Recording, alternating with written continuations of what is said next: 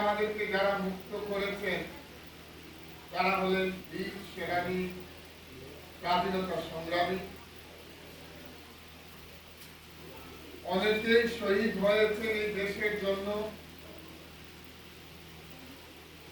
আজকে আমরা তাদেরকে স্মরণ করছি এবং সেই সাথে সাথে তাদেরকে শ্রদ্ধাঞ্জলি নিবেদন করছি। 1757 খ্রিস্টাব্দে যখন ব্রিটিশরা বাংলা, বিহার ও উড়িষ্যার নবাব সিরাজউদ্দৌলার বিরুদ্ধে পলাশীর ময়দানে যুদ্ধে লড়ে, সেই যুদ্ধ আমাদের অনুকূলে ছিল, কিন্তু পলাশীর যুদ্ধে সেনাপতি মির্জাপুরের বিশ্বাসঘাতকতায় নবাব সিরাজউদ্দৌলা পরাজিত হন এবং তারপর থেকে ধীরে ধীরে ভারতবর্ষের সর্বত্র ব্রিটিশরা তাদের আধিপত্য স্থাপন করতে শুরু করে। সমস্ত দেশ জুড়ে তারা তাদের আধিপত্য চালায়। একটার পর একটা দেশ, একটা প্রদেশ, এক একটা রাজ্য তারা তাদের দখলে নিয়ে যায়। ইয়ান্দাবু সন্ধির পরে আসাম তারা তাদের আয়ত্তে নেয়। কিন্তু আমরা যদি বলি প্রথম স্বাধীনতা সংগ্রাম সেটা শুরু হয়েছে 1857 খ্রিস্টাব্দে যখন সিপাহীরা বিদ্রোহ করলো। সেই সিপাহী বিদ্রোহের মধ্য দিয়ে আনুষ্ঠানিকভাবে একত্রিতভাবে সমস্ত দেশে স্বাধীনতা আন্দোলন শুরু হয়। তার আগেও এই দেশে ইংরেজদের বিরুদ্ধে আওয়াজ উঠেছিল। হয়তো সিপাহী বিদ্রোহের সময় যেভাবে আনুষ্ঠানিকভাবে আওয়াজ উঠেছিল সেভাবে না হতে পারে, কিন্তু ব্রিটিশদের বিরুদ্ধে বিভিন্নভাবে তাদের বিরুদ্ধে সংগ্রাম শুরু হয়ে গিয়েছিল সিপাহী বিদ্রোহের আগ থেকে। তারপরে 1885 খ্রিস্টাব্দে ভারতীয় জাতীয় কংগ্রেস গঠন হয়। অ্যালেন অ্যাক্টোভিয়ান হিউমের প্রেরণায় ভারতবর্ষ প্রথম একটা রাজনৈতিক দল গঠন হয় এবং যেটা সম্ভবত এশিয়ার মধ্যে সবচেয়ে প্রাচীন রাজনৈতিক দল। সেই দলের সভাপতি ছিলেন উমেশ চন্দ্র ব্যানার্জি। তার সভাপতিত্বে এই দল গঠন হয় এবং এই দলের নেতৃত্বে সমস্ত ভারতবর্ষ জুড়ে শুরু হয় স্বাধীনতার সংগ্রাম, স্বাধীনতার আন্দোলন, ব্রিটিশদের বিরুদ্ধে আন্দোলন, দেশকে ব্রিটিশদের কবল থেকে মুক্ত করার আন্দোলন। জাতীয় কংগ্রেসের কিছু নেতা আবার দুই ভাগে বিভক্ত হয়ে গিয়েছিলেন। কিছু ছিলেন সহিংসবাদী এবং কিছু ছিলেন অহিংসবাদী, কিন্তু প্রত্যেকের লক্ষ্য একটাই ছিল, দেশ থেকে ব্রিটিশদেরকে তাড়িয়ে দেওয়া। এবং সেটা সম্ভব হয়েছে 1942 ইংরেজিতে যখন ভারত ছাড়ো আন্দোলন শুরু হয় মহাত্মা গান্ধীর নেতৃত্বে। সেই আন্দোলনের মধ্য দিয়ে ব্রিটিশরা বুঝে নিতে পারে যে এই দেশে তাদের আর স্থায়ীভাবে থাকা সম্ভব হবে না।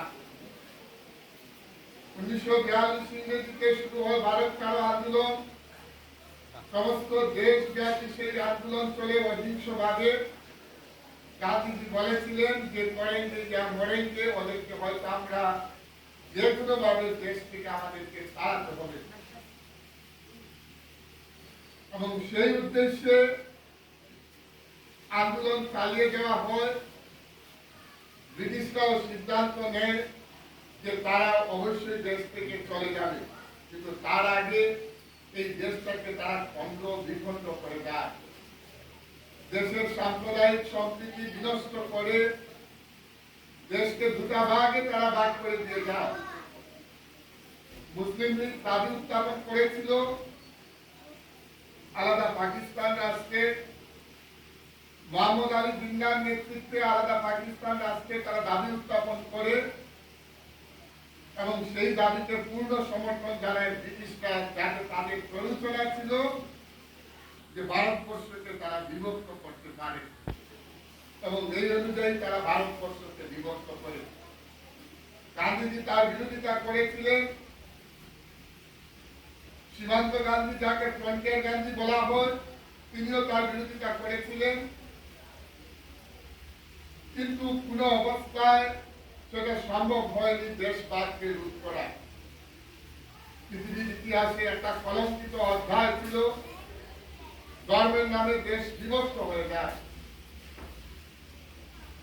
1947 ইংরেজি 14 আগস্ট গঠন হয় পাকিস্তান এবং 15 আগস্ট আমরা স্বাধীনতা অর্জন করি। আজও দুঃখ লাগে, বিশাল এক দেশ আমাদের ভারতবর্ষ, যেটাকে ভেঙে টুকরো টুকরো করে দেওয়া হলো এবং এক ভারতবর্ষ থেকে ভেঙে প্রথমে পাকিস্তান এবং পরবর্তীতে 1971 বাংলাদেশ গঠন হয়।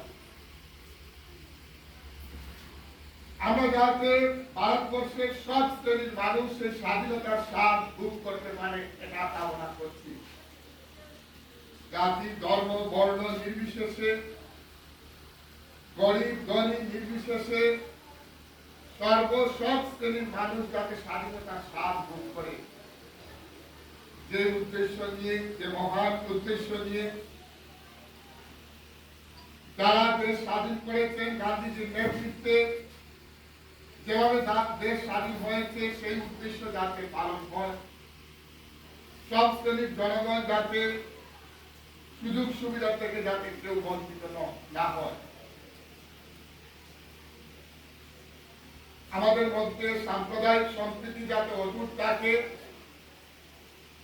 বিশ্বের সর্বত্র যাতে সাম্প্রদায়িক সম্প্রীতি বিরাজ হয়, সব জায়গায় ভারত, বাংলাদেশ, পাকিস্তান সহ বিশ্বের সব জায়গায় যাতে সাম্প্রদায়িক সম্প্রীতি অটুট থাকে, আজকের এই দিনে আপনি সেটা কামনা করছি।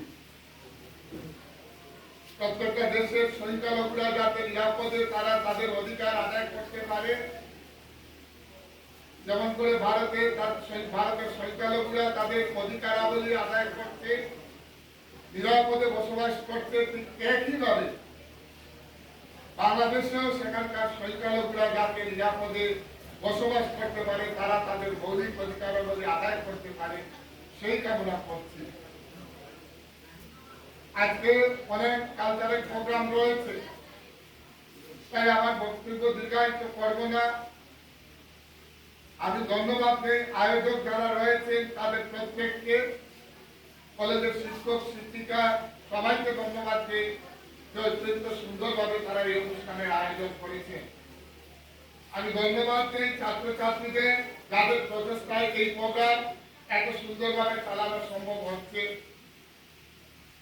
আমি ধন্যবাদ দিই তাদেরকে, যারা খুব কম সময়ের মধ্যে প্র্যাকটিস করে একটা সুন্দর মার্চ, এনসিসির যে মার্চ, সেটা মিলিটারির মার্চ, সেটা আমাদেরকে দেখাতে পেরেছে।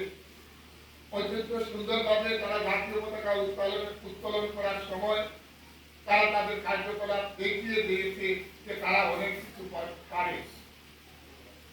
আমি ধন্যবাদ দিই সেই সব ছেলেমেয়েদের যারা অত্যন্ত পরিশ্রম করে সেই সাংস্কৃতিক অনুষ্ঠানের আয়োজন করছে এবং গান পরিবেশন করবে। তাদেরকেও ধন্যবাদ দিচ্ছি যে ছেলেমেয়েরা এত রৌদ্রকে উপেক্ষা করে এতটুকু জায়গা তারা প্রভাব দিতে অংশগ্রহণ করেছে।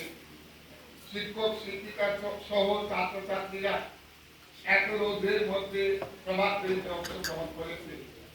আমাদের এই প্রভাব তৈরির আসল উদ্দেশ্য ছিল সাম্প্রদায়িক সম্প্রীতির বার্তা সবদিকে ছিটিয়ে দেওয়া, সবদিকে ছড়িয়ে ছিটিয়ে দেওয়া, যাতে করে মানুষের মধ্যে ঐক্য এবং একতা, অখণ্ডতা রক্ষা হয়।